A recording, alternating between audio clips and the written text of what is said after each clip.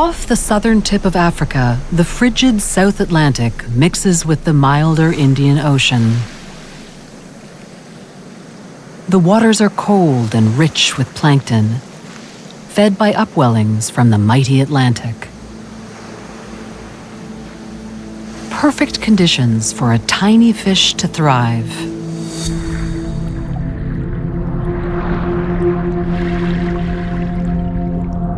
Sardines by the billions live here year-round, swimming and feeding together in loose shoals of hundreds of thousands of individuals. Then, in late April, ocean currents undergo a subtle shift.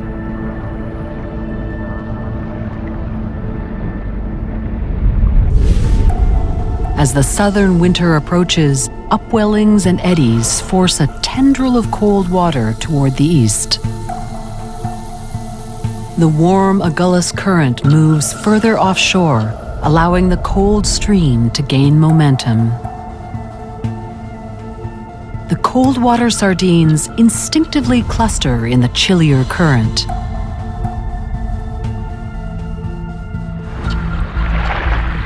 "150 miles out to sea on the Agulhas banks, schools begin to mass together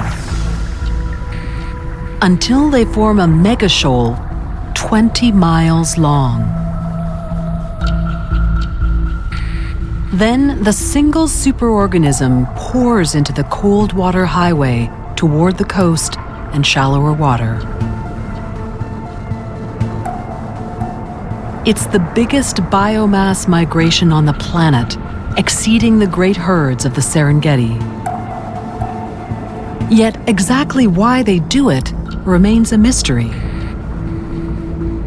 The journey serves no apparent benefit to the fish. It will inevitably dead end in a warm sea unsuitable for sardines. How far they travel depends entirely on the vagaries of this year's cold current. But one thing is certain, an entire food web is counting on the sardines to make the run.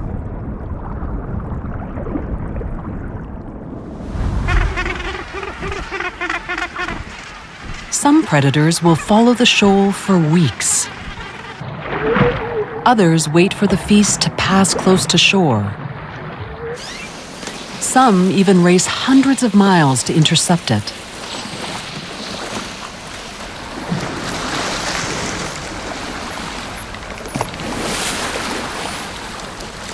To the multitude, this year's sardine run can mean the difference between abundance and deprivation.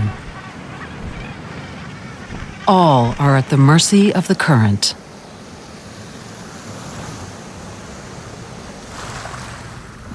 If the water temperature stays below 70 degrees, the sardines could travel 1,000 miles up the eastern coast of South Africa.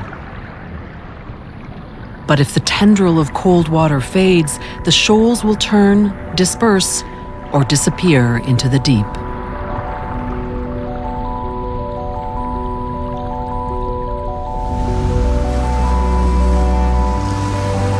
The coastline waits.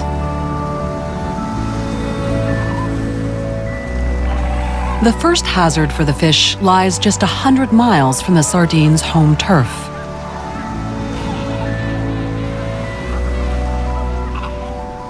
A colony of some 4,000 Cape Fur seals. They are local predators, patrolling the shallows close to shore.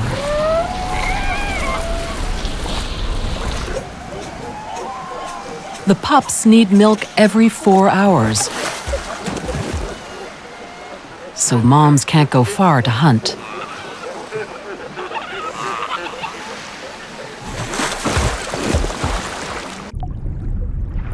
And they're reluctant to leave the safety of coastal kelp forests. The towering plants offer protection from great white sharks. If the seals are to feast on sardines, they need the shoals to come to them. Mothers depend on the oily fish to fuel their milk supply. and they're already pregnant with next year's baby.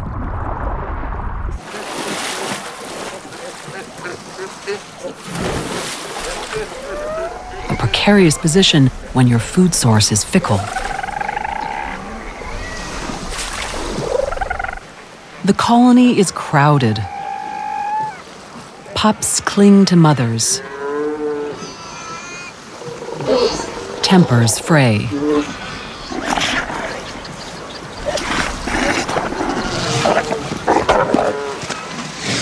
But this year, the sea delivers. The cold current pushes clouds of zooplankton toward the coast and the seal colony. The little fish follow their food directly into the kelp beds.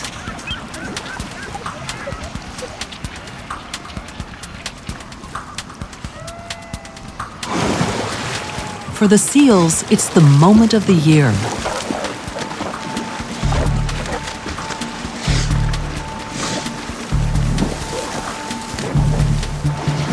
Their front flippers are large and incredibly powerful. Like paddles, they propel the seals at 15 miles per hour.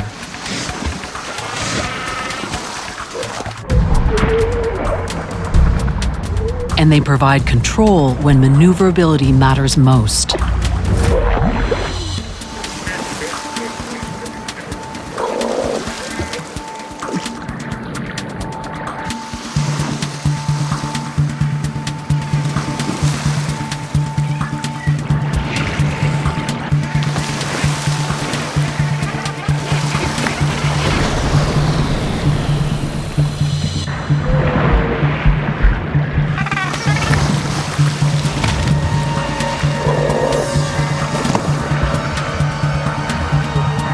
Every seal cooperates.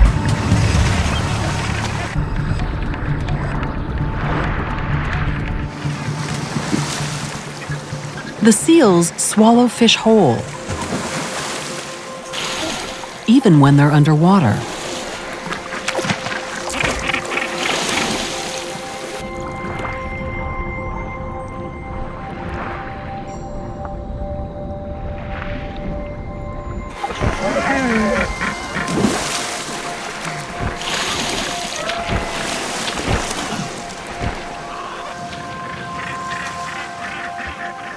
In the onslaught, the sardines school in an ever tighter mass. It's a proven defense. Every fish is equipped with a lateral line, sensory cells in its head, trunk, and tail. It's sensitive enough to pick up the slightest change in water pressure.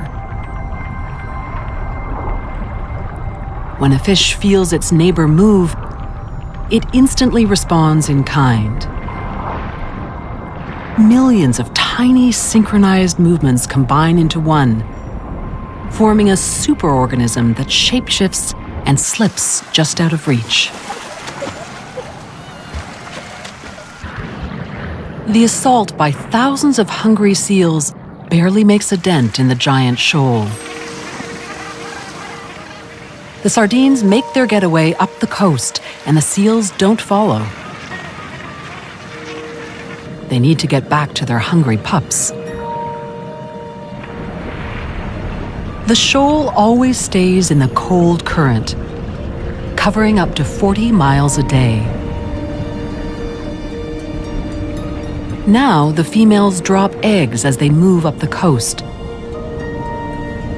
prompting some to suggest that this is an annual spawning run.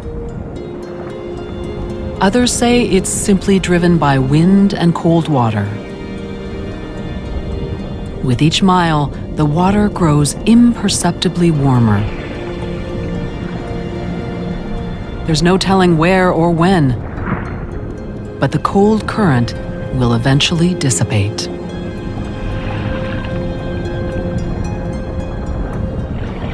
For now, it remains strong, impelling the fish onward.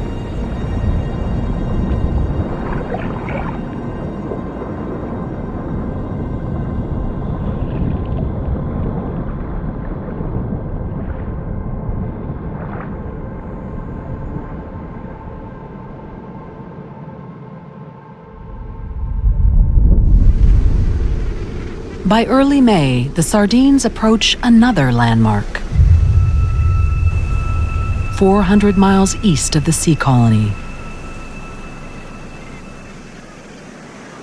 Bird Island.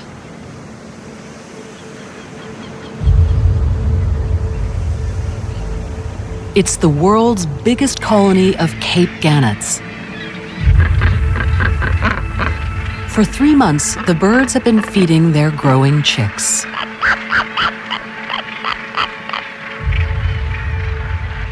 They may be fierce ocean predators, but they're also devoted parents.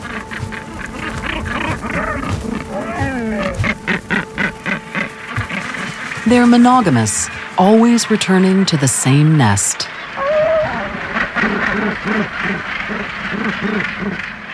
It's crowded. That means competition for real estate and food.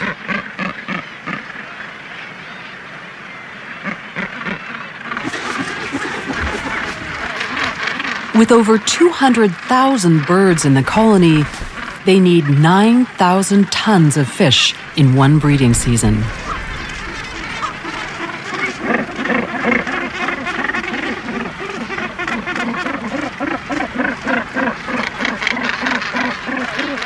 The gannets have pinned their entire breeding cycle on the unpredictable arrival of sardines.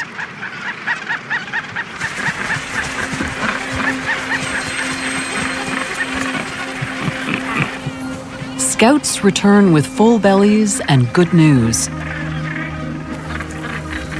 The fish are coming.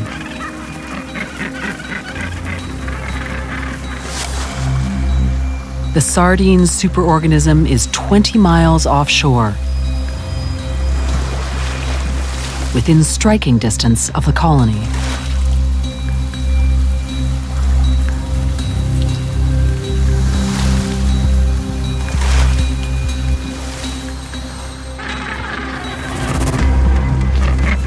The birds appear awkward on the ground, even comical. But once they achieve airspeed, they're all grace and danger.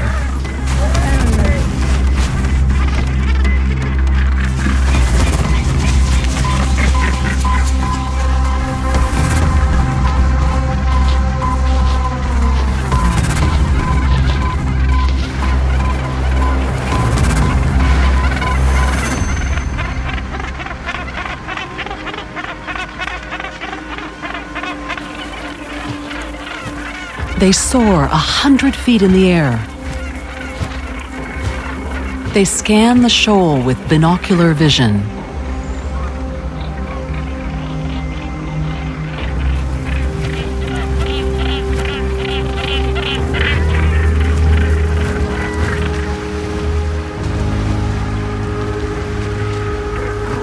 Lock onto a target. Then dive.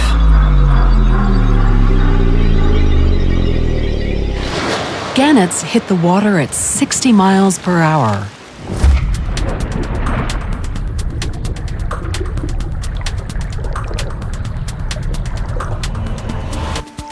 Muscles lock their neck vertebrae into place.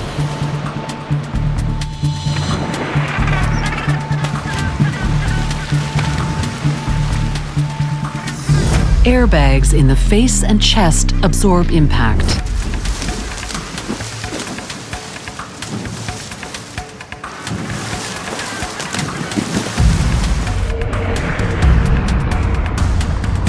The sardines swim deeper to escape, but the bird's momentum carries them down.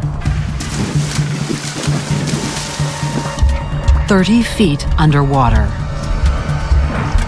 If a gannet misses the target, it holds its breath and paddles, penguin-like, for a second grab.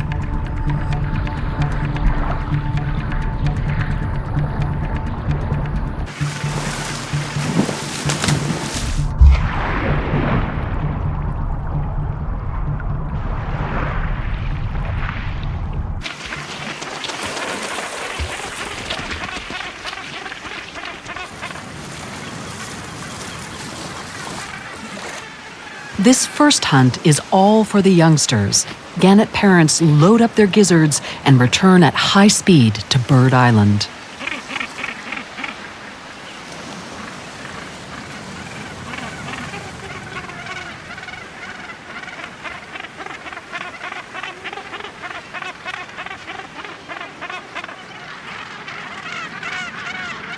Every parent knows exactly where to find its chick.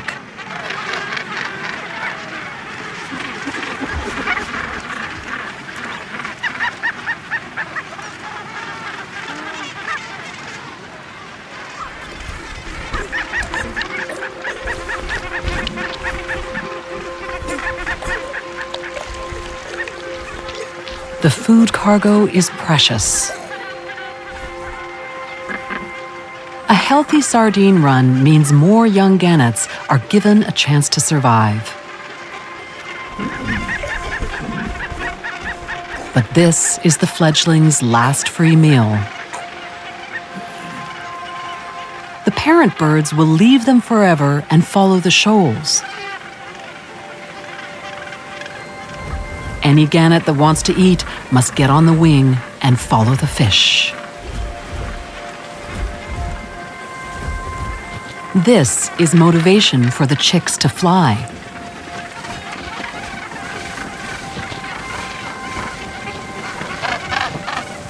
The hungrier they get, the harder they try.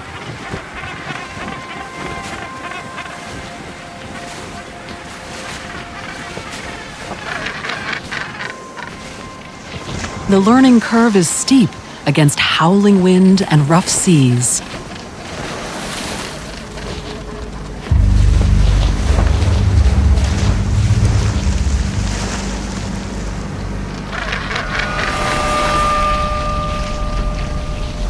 Crash landing in the waves is their first pitfall.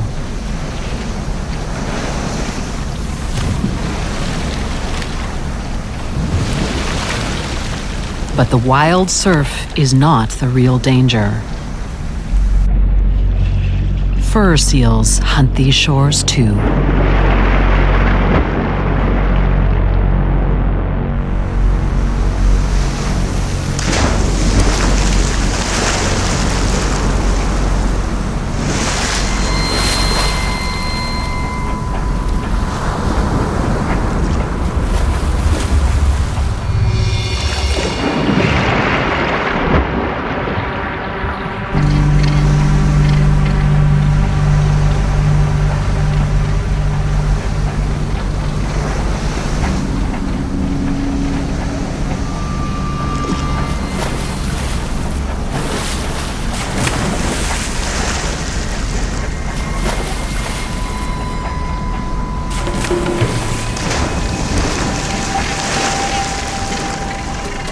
Fledglings don't have the strength or experience for a water takeoff.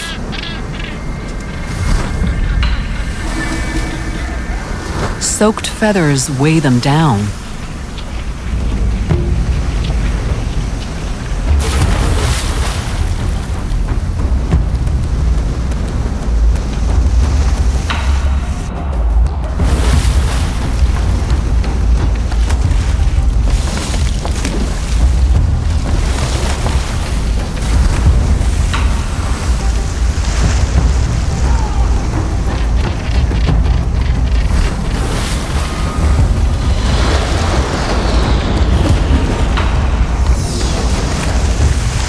Just as the gannets exacted their toll on the sardines, the bird colony now suffers its own losses.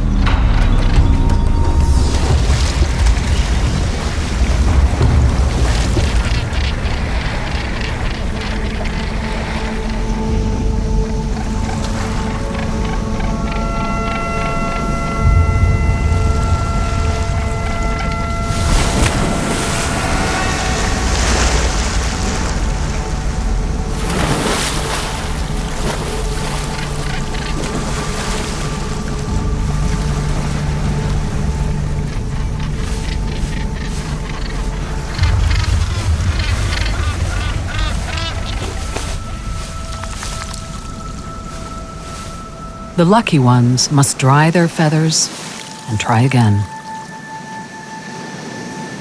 They can't miss out on the first sardine hunt of their lives.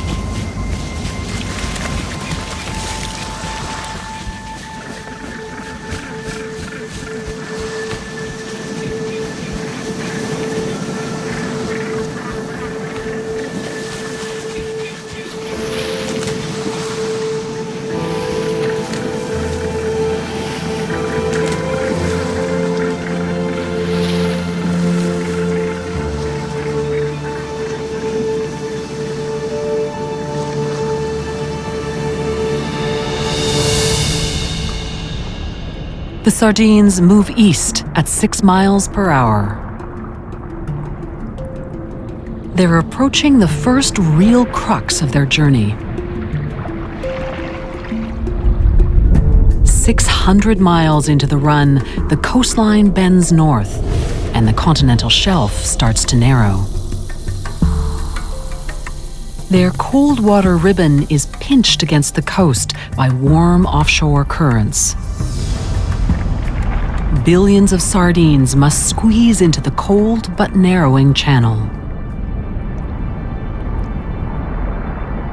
The shoal is stretched longer and thinner, the fish packed tighter together.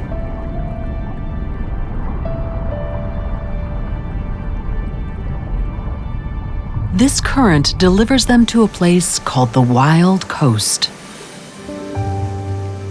It's a 200-mile stretch, a pristine, untouched transition between temperate and tropical biomes.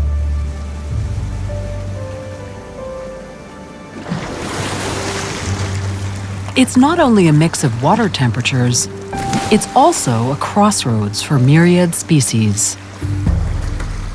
It's June and humpback whales pass from Antarctica to breeding grounds farther north.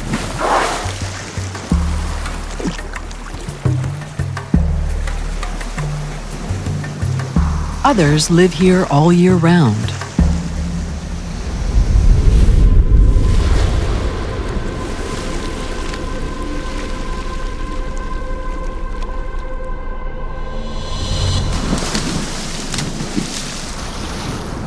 "50 miles ahead of the shoal, resident bottlenose dolphins relish winter's arrival.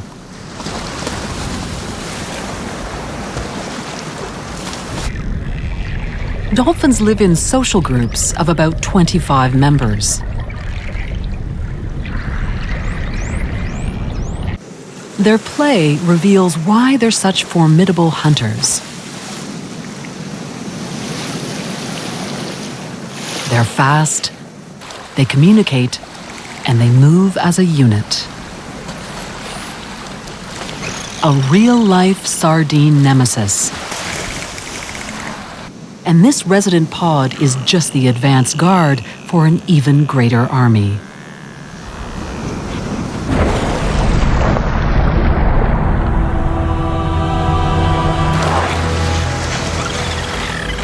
Common dolphins.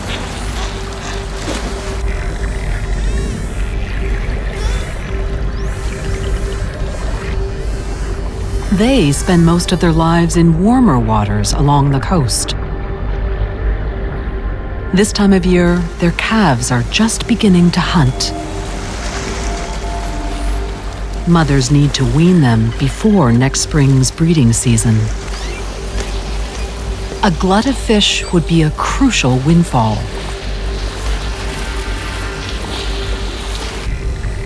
There's no guarantee the sardine run will reach them, so they come to it.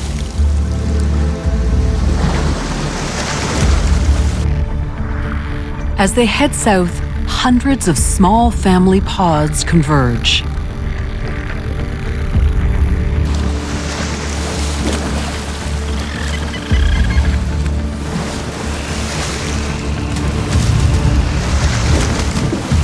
A dolphin superpod begins to form, streaming to intercept the shoal.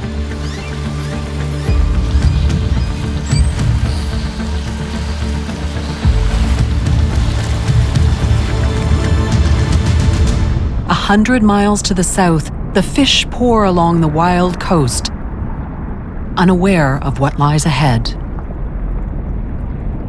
As the narrowing current pushes them to the shallows, the shoal fragments. Smaller, isolated bait balls offer a new opportunity for sharks.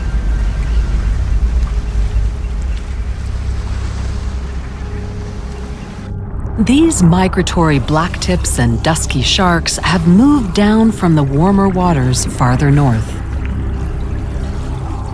Little is known of their lives, but shark nurseries have been discovered nearby, suggesting that the sharks, like other creatures along the coast, may time their breeding cycle to the sardine run.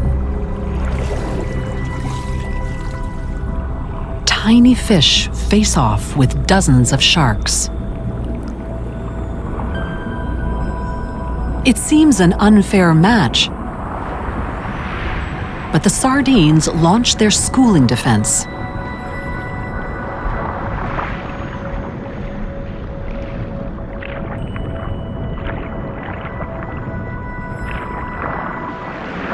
As the sharks move, they send a pressure wave through the water.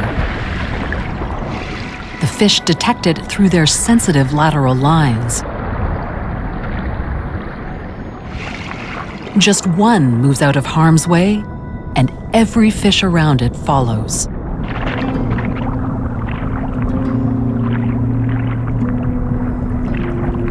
It's incredibly effective.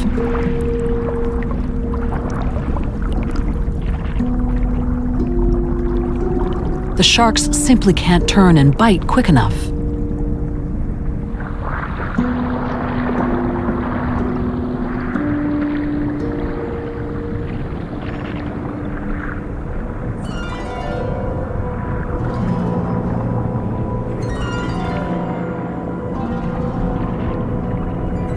The predators change tactics.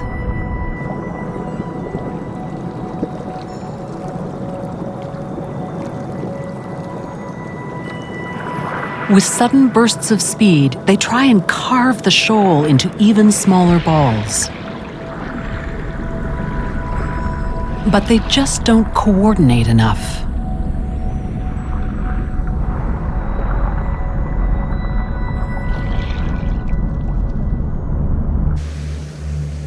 A school of 60-pound tuna gets in on the action.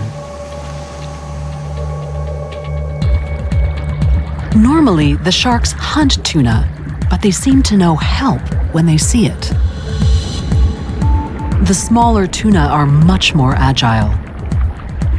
Within seconds, they slice a bait ball from the shoal and trap it against the surface, where it's easier for everyone to feed.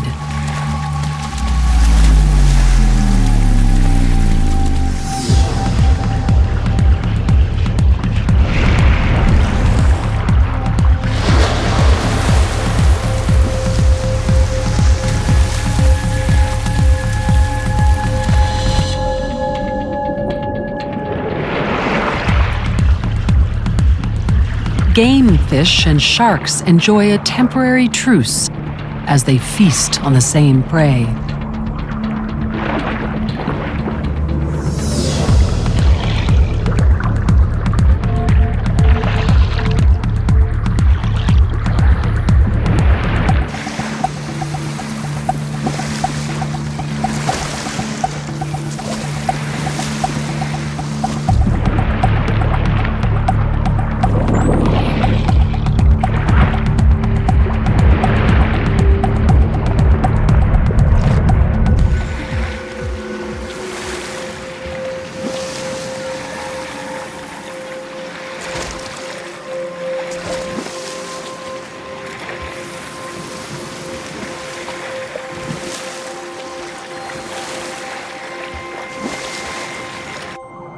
The main shoal flees north, leaving this fragment behind to be obliterated.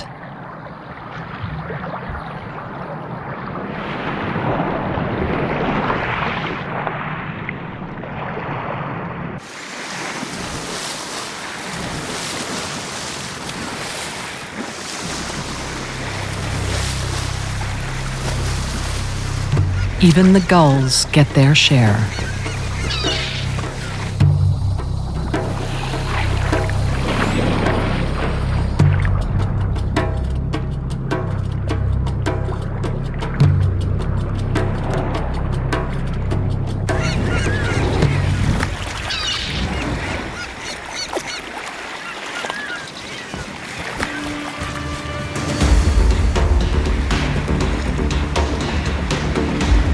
The mega shoal is now way out of its home habitat.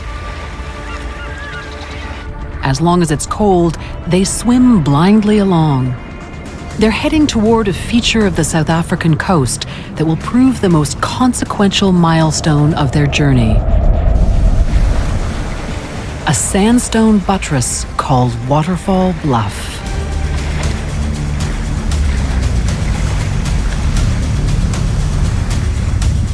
This rocky promontory shoves the cold current eastward to collide with the warm water just offshore.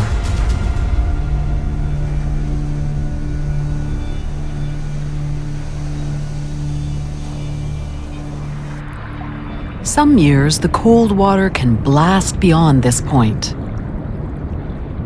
But not this year. The vital current thins to a trickle. The sardines follow into the bottleneck as if spellbound. Every single fish follows the same mission: stick with the school and stay in the middle. But in the fading current, the already fractured shoal breaks up even further. Small schools follow shifting pockets of cool water into oblivion. The great journey stalls for the fish, and conditions align for every predator. A familiar enemy has trailed them all this way. Some gannets will fly for 24 hours to intercept the bottleneck. And there are plenty more roosting on the nearby coast. It's a true test for the rookies.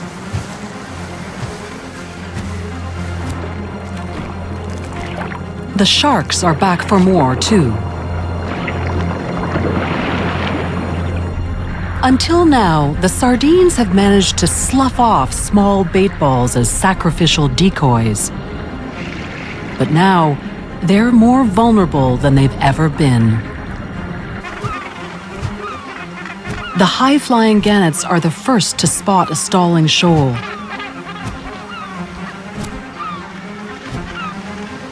The birds stand out against the sky like a homing beacon, guiding in an army.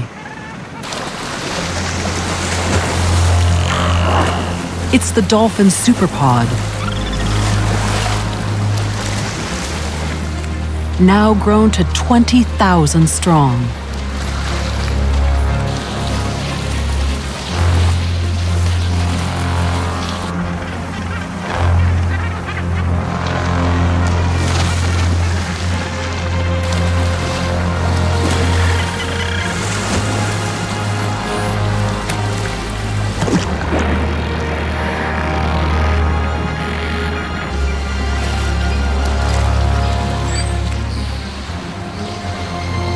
The sardines now face an unprecedented assault from a fleet of swift, ocean-going hunters.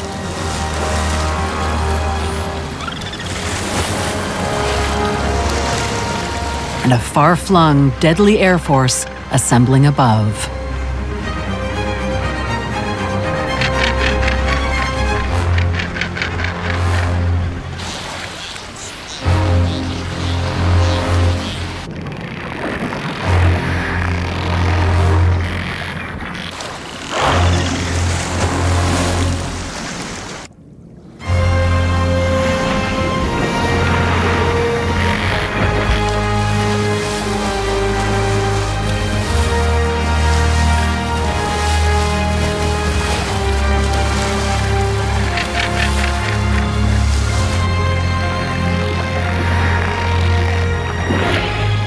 The sardines turn to the only defense they know, schooling up as tight as they can.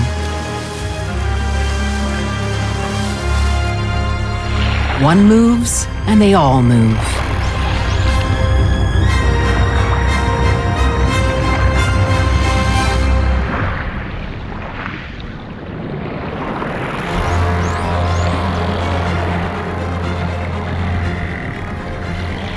But the dolphins are prepared for this. Their goal is to prevent the shoal from diving deep.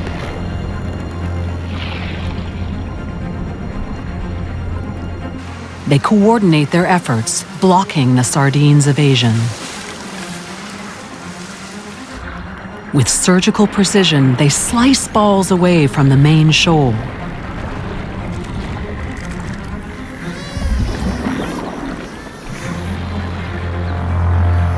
They blow bubbles to corral any fish that tries to break form.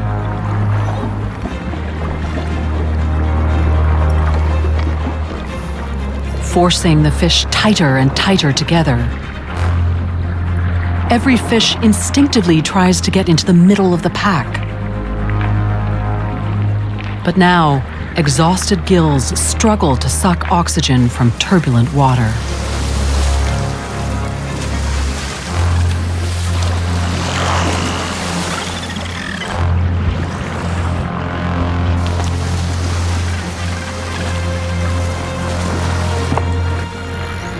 Ball after ball is dissected from the shoal and obliterated.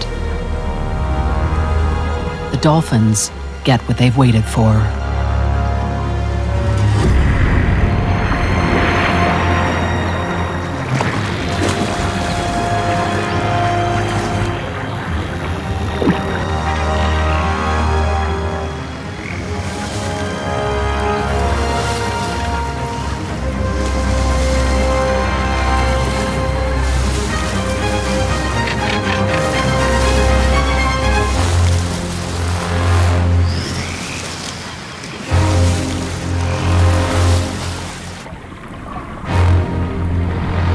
The toll is exponential.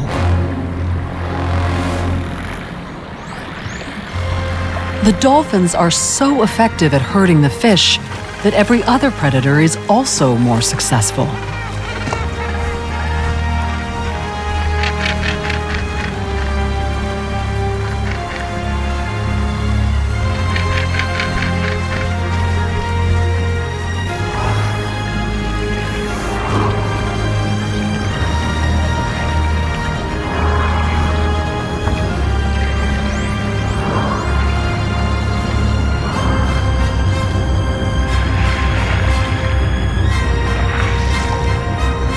As the fish are driven to the surface, gannets get easy access.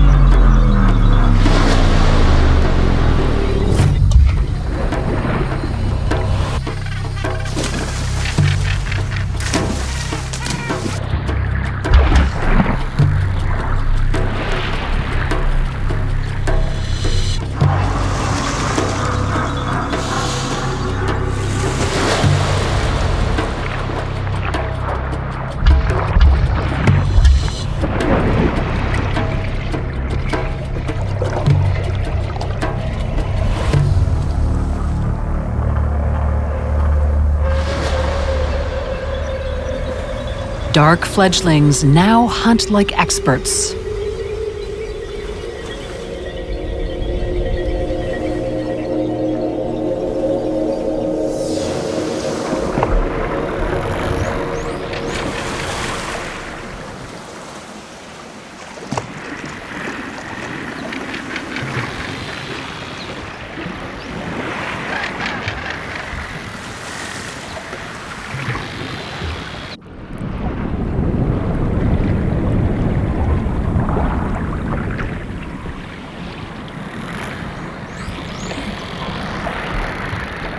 Sharks follow and wait for the perfect moment to cash in on the tight balls. They pick off the edges at first. Then they plow in.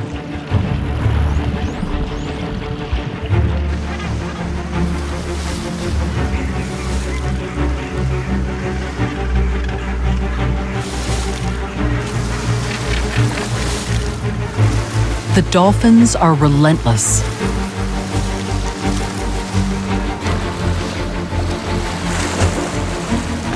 youngsters take the cue and feed on fish for the first time.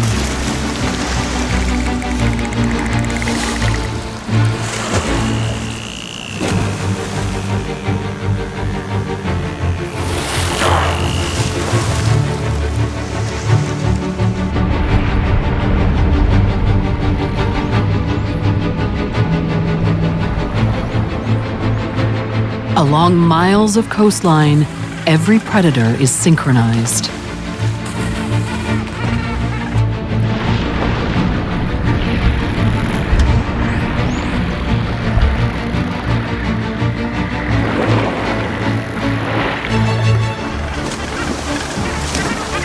Unlikely accomplices of all stripes work together toward one brutal goal.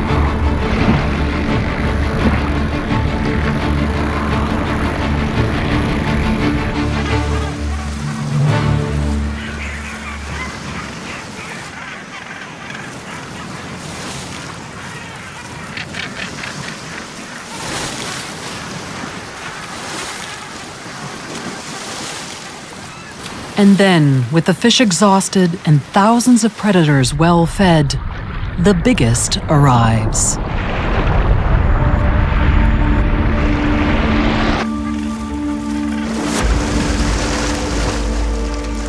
A 20-ton Brutus whale. Thousands of sardines gone in a single gulp.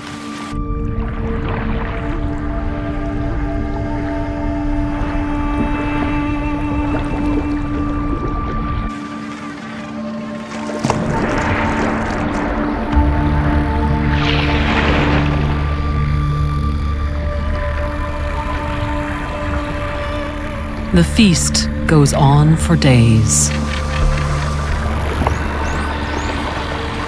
The great shoal is in tatters.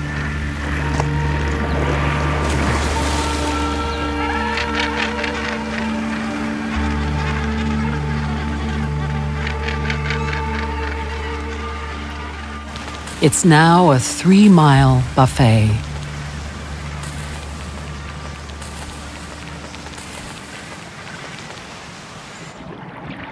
Too confused and spent to reform their shoal. They're almost 800 miles from home.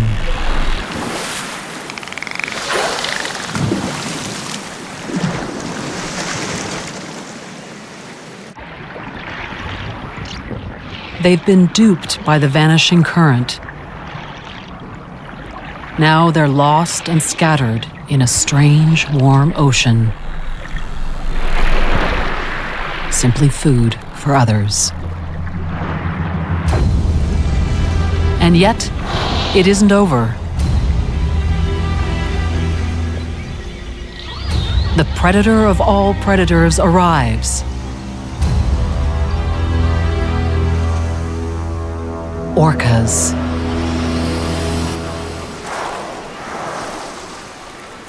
As smart and cooperative as a common dolphin, and 3 times bigger. Orcas never used to travel for the sardine run, but now they swim thousands of miles to intercept the shoals.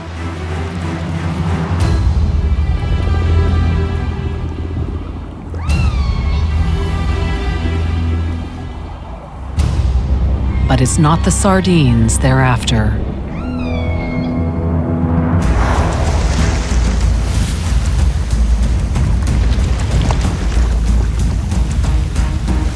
They're here to hunt dolphins.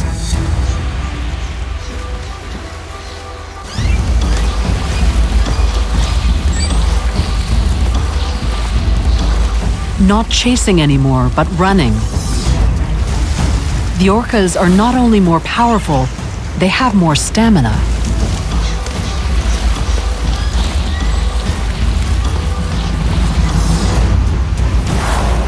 Just as the dolphins corralled the fish, now the orcas work the dolphins.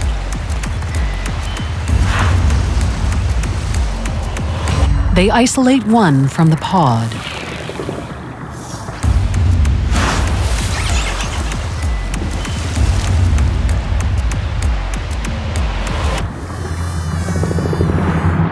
Once they've locked onto their target, they tag team,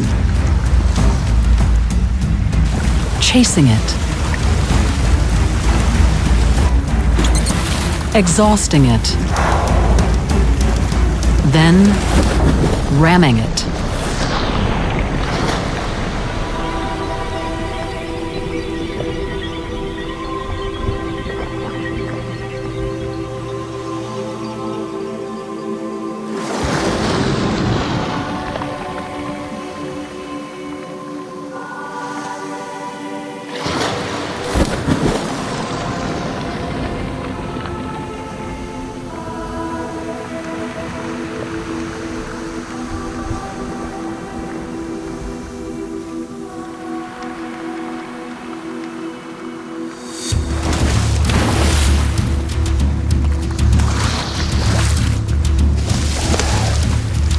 They attack again and again until the dolphin can no longer swim.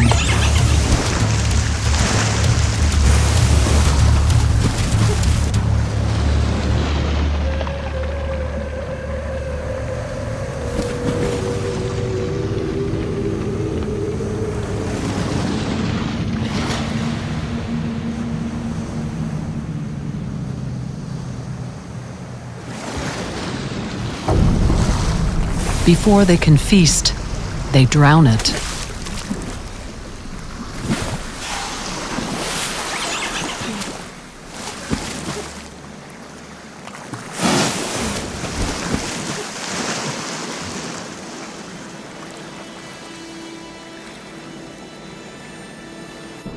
The orcas have scattered the dolphin's superpod. Without the organizing force of the dolphins, the sardines regroup and slip away into deep, cold water. The massive cloud of fish that dominated the coastline suddenly vanishes, as if absorbed by the sea.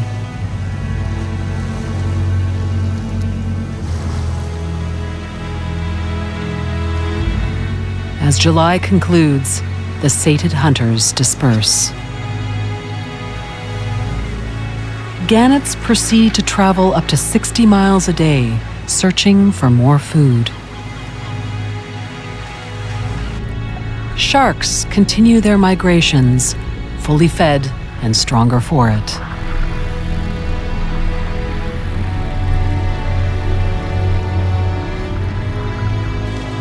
Dolphins have successfully weaned their calves.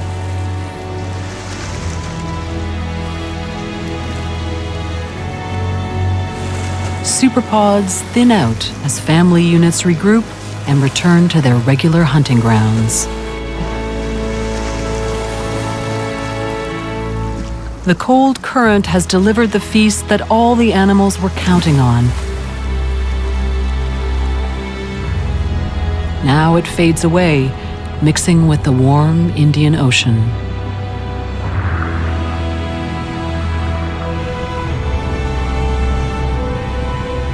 Some believe the sardines ride the current down to secretly spawn in the deep.